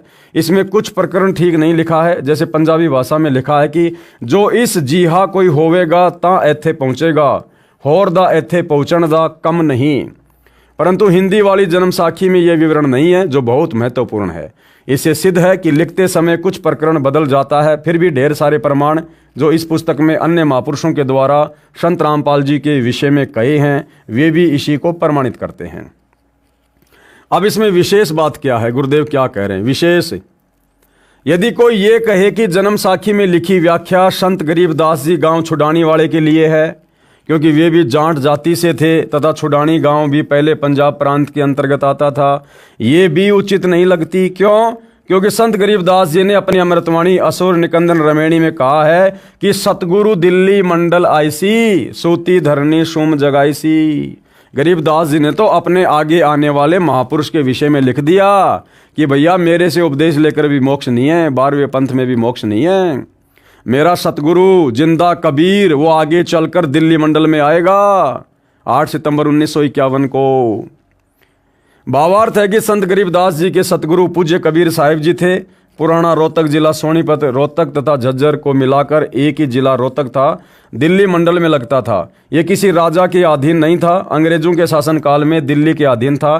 संत गरीबदास जी ने स्पष्ट किया है कि सतगुरु यानी परमेश्वर कबीर जी दिल्ली मंडल में आएंगे। देखो भाई और बहनों, आप और हमारे विश्वास के लिए गरीबदास जी ने क्या कहा कि मेरे जो सतगुरु हैं, जो जिंदा बाबा कबीर जी मुझे मिले थे, वो आगे चलकर कहाँ आएंगे? सतगुरु दिल्ली मंडल आईसी। संत गरीबदास जी ने स्पष्ट किया है कि सतगुरु यानी परमेश्वर कबीर जी दिल्ली मंडल में आएंगे।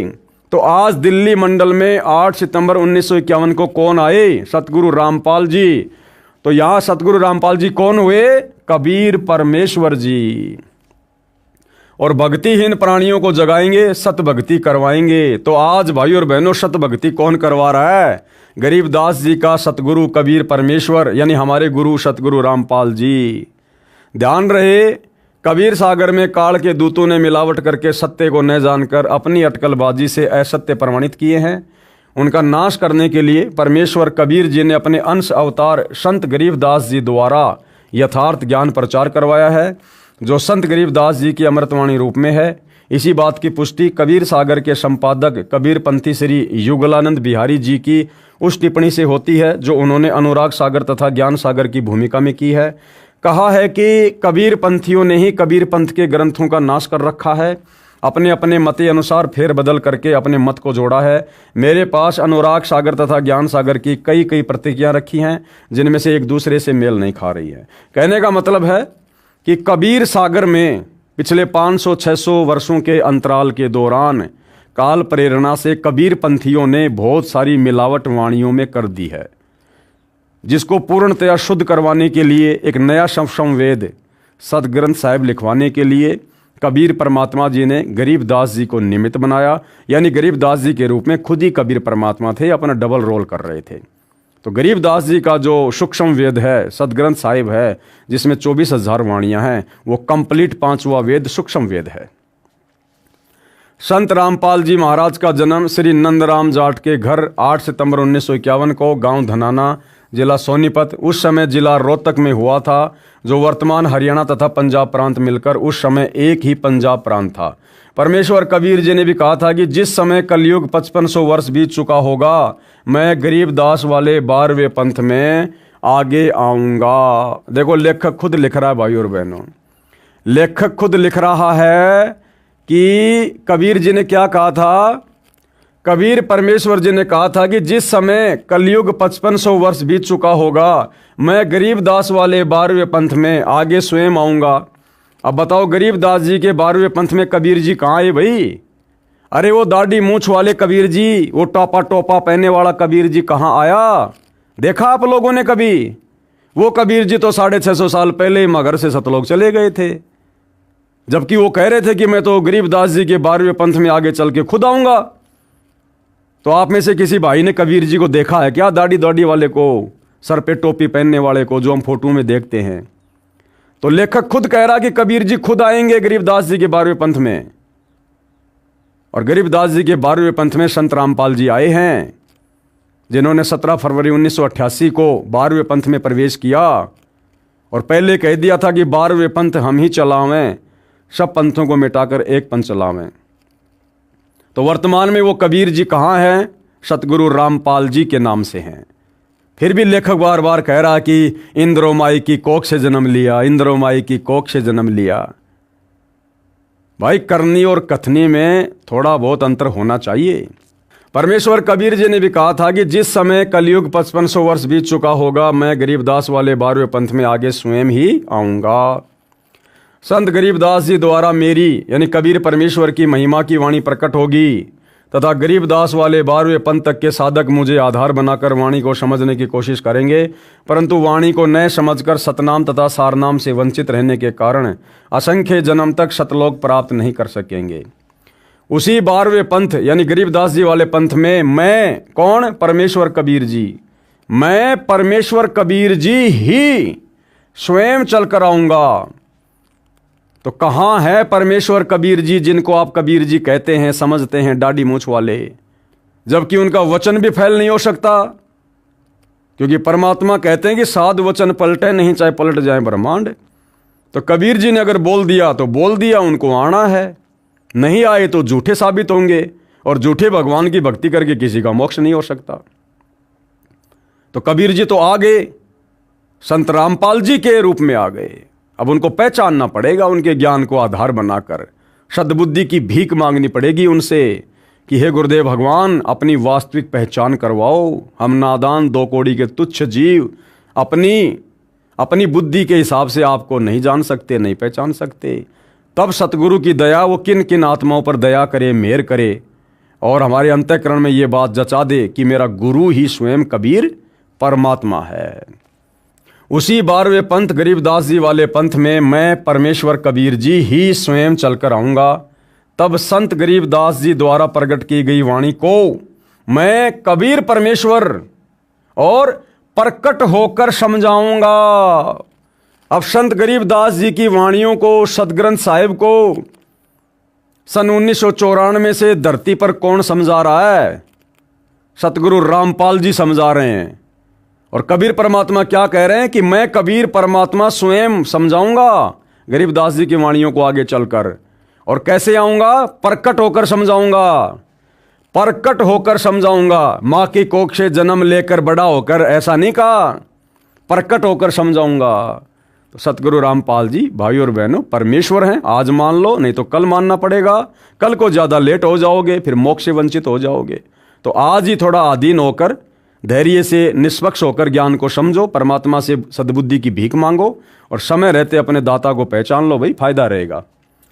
प्रमाण के लिए कृपया देखें इसी पुस्तक के पेज नंबर 91 पर, पढ़ें कबीर परमेश्वर द्वारा स्वयं अवतार धारण करने की भविष्यवाणी। अब देखिए भाई और बहनों, लेखक बार बार कह रहा है कि संत रामपाल जी कबीर जी के अवतार हैं, कबीर जी के अवतार हैं, संत रामपाल जी को कबीर जी ने ऊपर से भेजा है।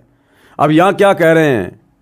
कबीर परमेश्वर द्वारा स्वयं अवतार धारण करने की भविष्यवाणी, यानी कबीर परमात्मा खुद ही अपना अवतार होता है, सतलोक से किसी को अवतार रूप में भेजता नहीं है, इन्हें आवश्यकता नहीं है। इससे सिद्ध हुआ कि जन्म साखी में जिस जाट संत के विषय में कहा है, निर्विवाद रूप से वह संत रामपाल जी महाराज जी ही हैं। फिर भी हम संत गरीबदास जी का विशेष आदर करते हैं, क्योंकि उन्होंने परमेश्वर कबीर जी का अमर संदेश सुनाया है।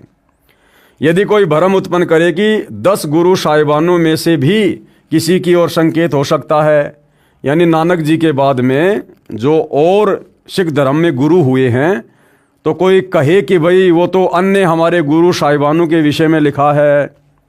इसके लिए याद रहे कि 10 सिख गुरु साहिबानों में से कोई भी जाट वर्ण से नहीं है। 10 गुरु साहिबानों में कोई भी जाट जाति से नहीं था, और भगत प्रहलाद ने तो जाट वर्ण में आने की बात कही है।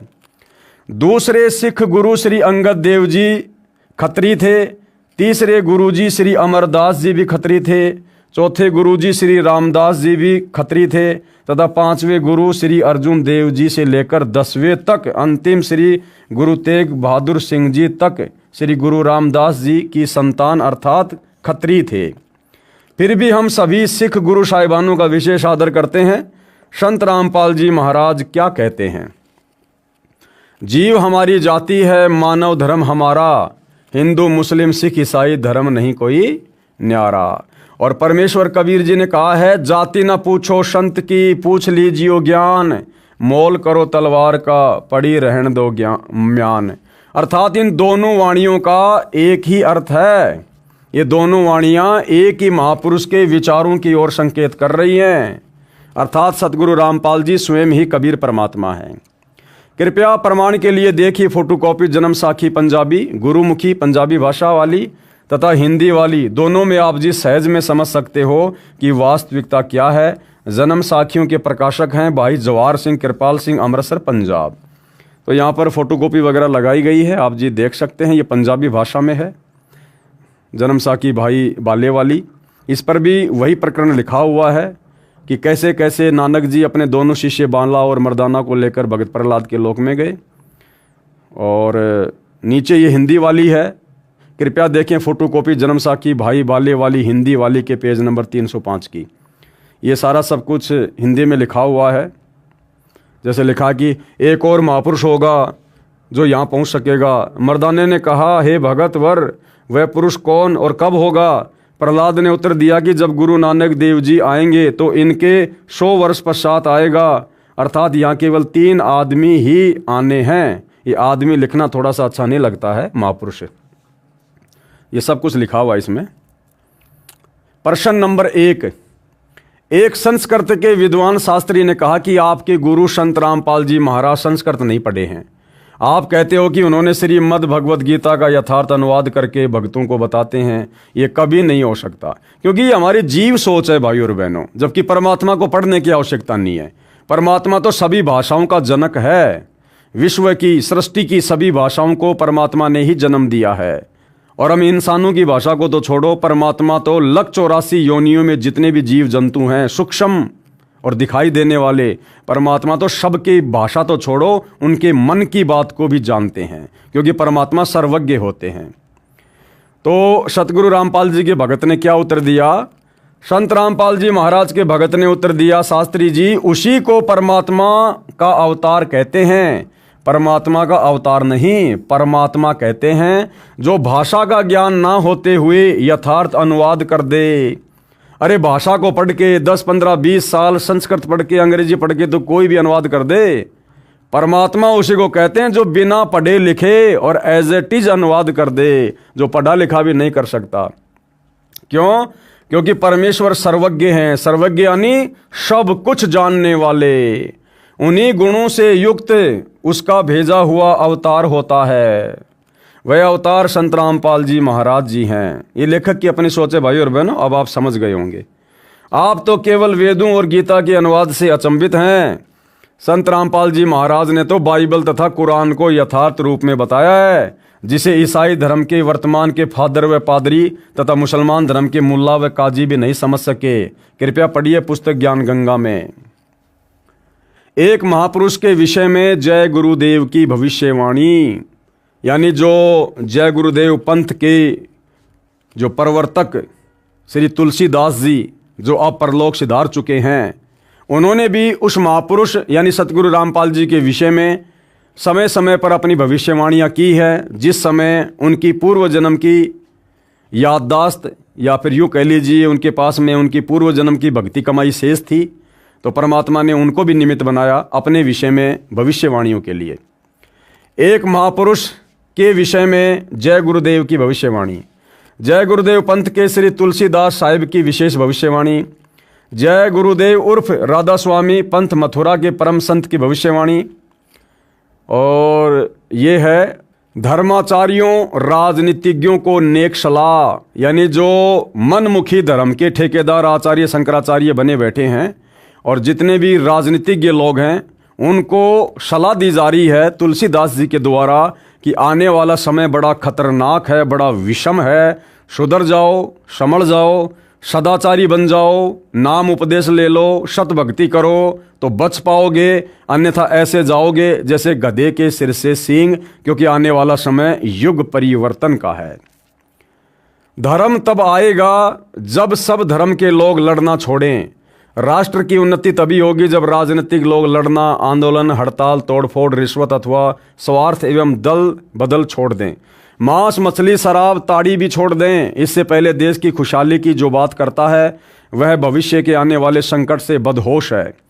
वह ये नहीं जानता है कि देश की प्रजा दुराचारी, चरित्रहीन, लड़ने भिड़ने व कामचोर, हड़ताली, आंदोलन, तोड़फोड़ करने वाली हो गई है। मांस, मछली, अंडों का भक्षण करने लगी है। शराब, ताड़ी व अन्य नशीली वस्तुओं के सेवन से प्रजा बदहोशी में आकर पागल बनकर कुत्तों की भांति लड़ने लगी है। वह देश की जनता अपनी गरीबी को कदापि नहीं मिटा सकती। ये साकारी पत्रिका में 8 जुलाई 1971 को लिखा गया है। फिर बाद में लिखा है अवतारी शक्तियों का जन्म हो गया है।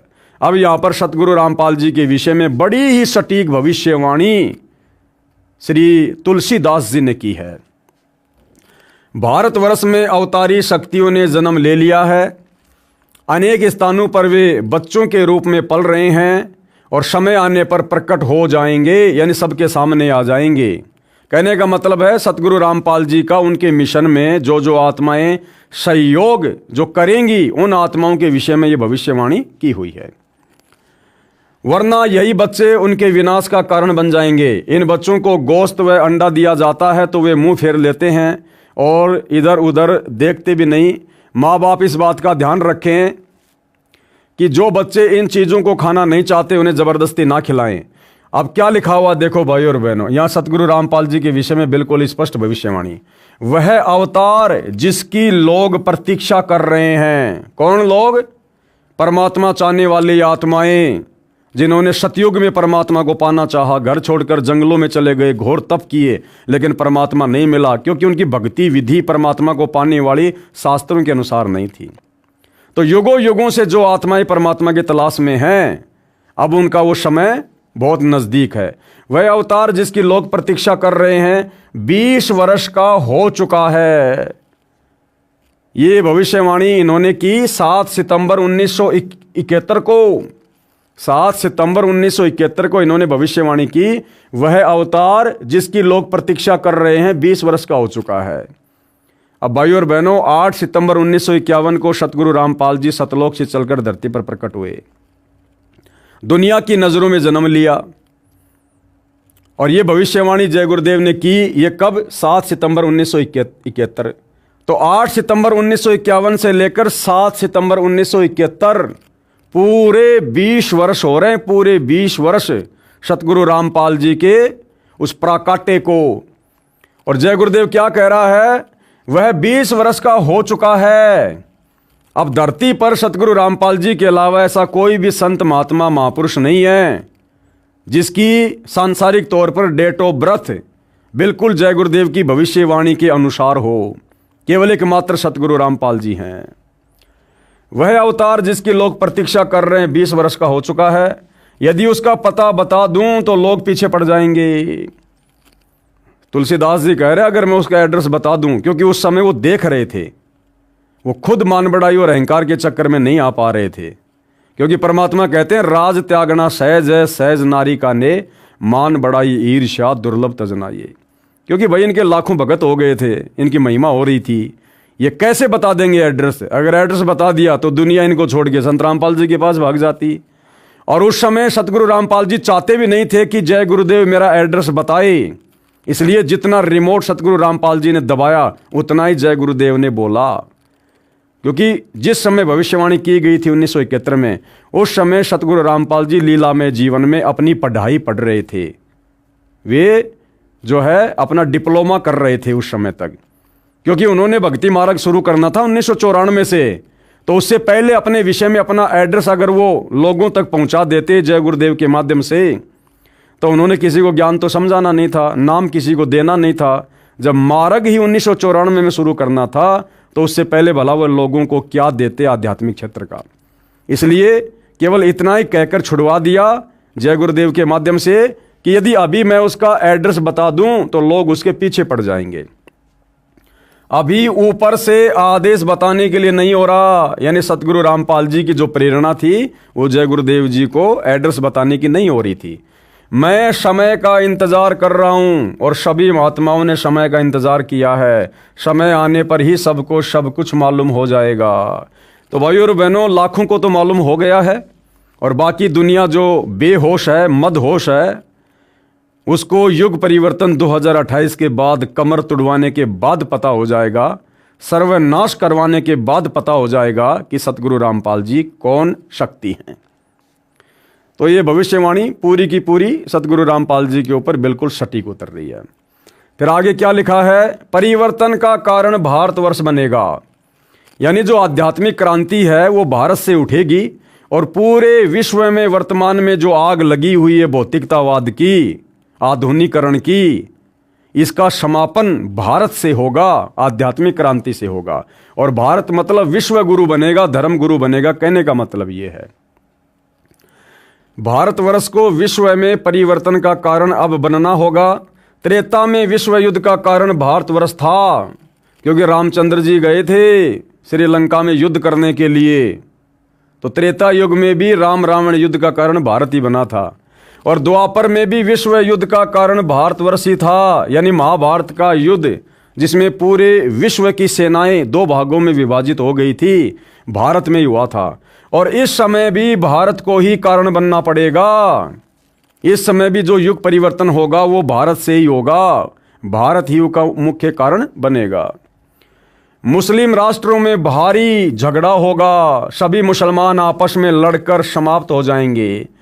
क्योंकि मुसलमानों में भाई और बहनों एक कट्टरता बहुत ज़्यादा है धर्म को लेकर। ये दूसरे के धर्म को स्वीकार नहीं करेंगे, भले ही इनका खुद का धर्म पूरी तरह से भ्रष्ट है।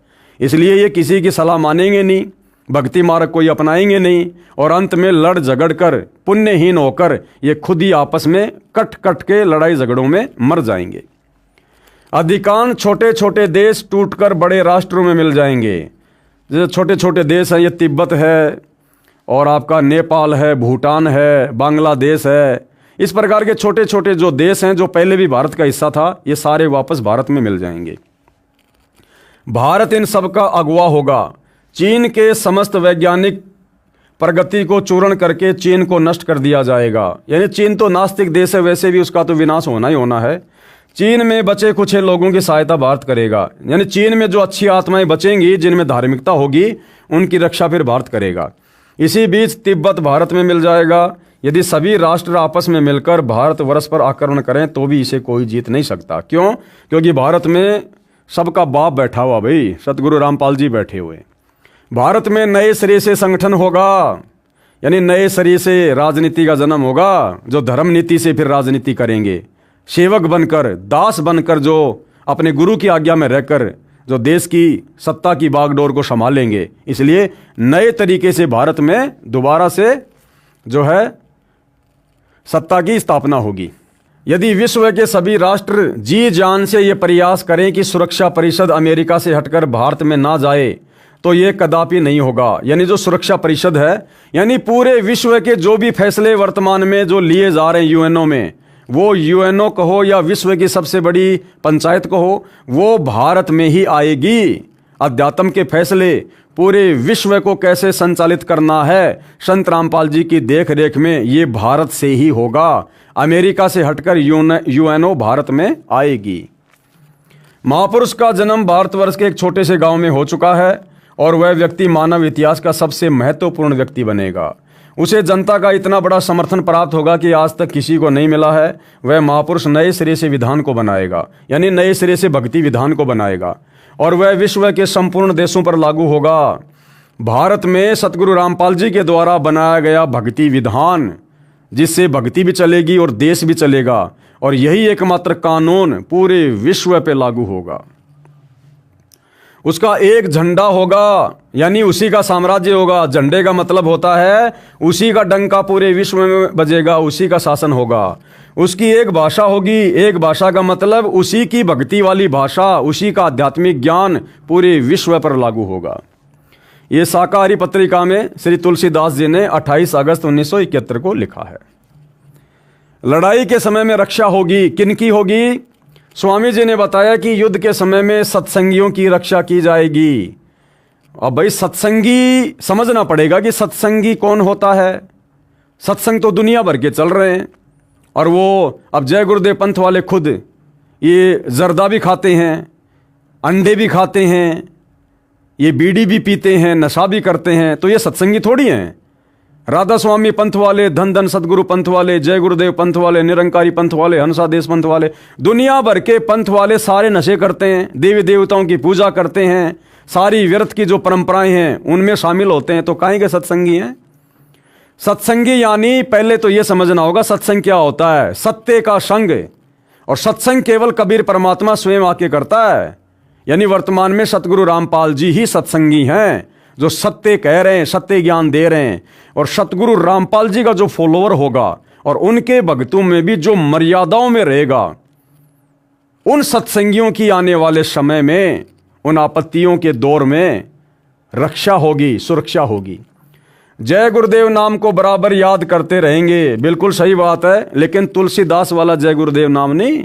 संत रामपाल जी जय गुरुदेव, ये है असल में जय गुरुदेव, यानी जिनकी जय बोलनी चाहिए, जिनकी महिमा करनी चाहिए।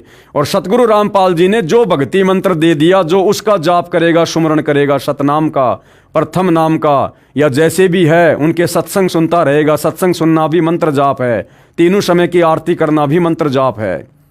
तो जो इस प्रकार से सतगुरु रामपाल जी के द्वारा दी गई भक्ति करेगा, वो है मंत्र जाप सुमरण, उसकी रक्षा होगी।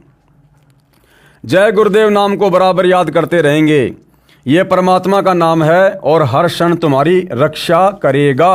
अब अगर ये जय गुरुदेव नाम ही जो तुलसीदास जी के द्वारा उनके भक्तों को दिया गया, जो कि परमात्मा का नाम है और भक्तों की हर क्षण रक्षा करता है, तो जय गुरुदेव के द्वारा दिए गए नाम को तो छोड़ो, खुद जय गुरुदेव जी की अंतकाल में कैसे दुर्गति हुई, कोड हो गया उनके शरीर में, कोड, उनका हाथ पूरा गड़ गया, दुर्गति से मौत हुई उनकी अंत में। किसकी? खुद जय गुरुदेव की। तो भला जो आदमी जय गुरुदेव नाम जपेगा उसका क्या होगा?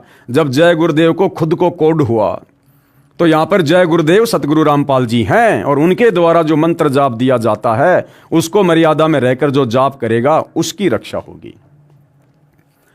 उपरोक्त पुस्तक की फोटोकॉपियों में संत रामपाल जी महाराज के विषय में वर्णन इस प्रकार है।